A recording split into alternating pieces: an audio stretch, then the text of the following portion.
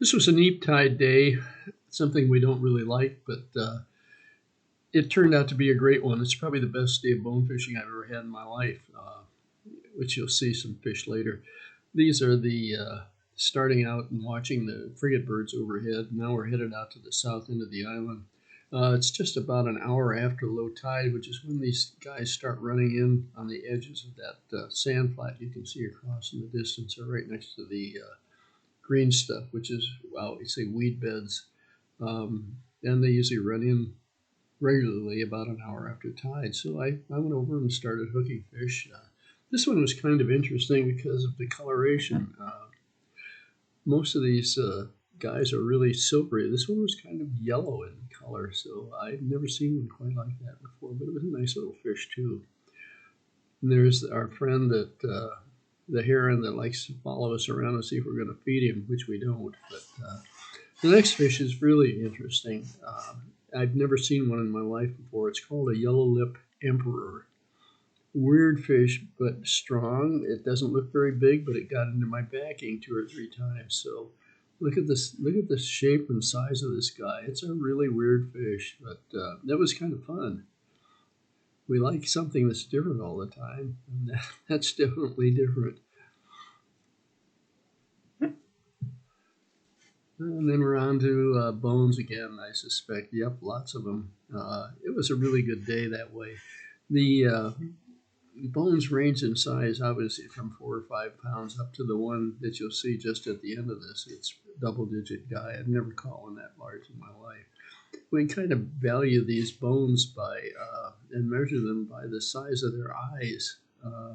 They grow as they grow larger, and I've caught fish with quarter-sized eyes and 50-cent piece eyes, but the one at the end had silver dollar eyes. So it was built like Arnold Schwarzenegger and bought that way too. It took, this is another really nice fish. I'm guessing somewhere in the 6 to 7 pound range.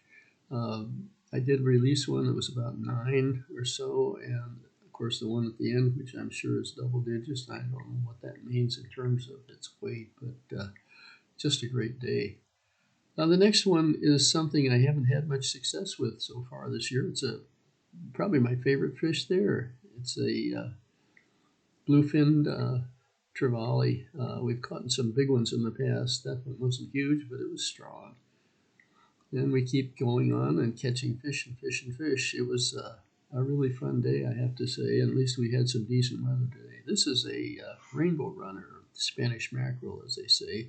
And the next one will be another bone again, another nice bone. It was really good fishing. We do try to be very careful about how we handle these fish. If I can avoid getting them out of the water, I do. I'll try to always just leave them wet and pop the hook out, and then give him a little boost if he needs a boost. So that's a nice fish too. This trip I was lucky enough to find an unusual area that I don't think gets fished much because you have to get way out in the water to cast to it. It's kind of an invisible river that drains the east side of the flats out there, and that's where I hooked this. Actually, it's a giant bonefish for me, and probably for anybody else too. It took like 12 to 15 minutes to land it, and I wish I had a photograph of the end of the thing. Because out of the corner of my eye, at the end of that time, I saw a shark coming at us. I had to actually pull this thing out of the water up towards the edge, and uh, that's where I was able to unhook him and let him go. But so I celebrated the end of a nice day, and a half a bottle of wine, and a spaghetti bolognese that the kitchen was kind enough to make for me. I don't do late dinners here, but I do like having a nice light supper. And that was a terrific day.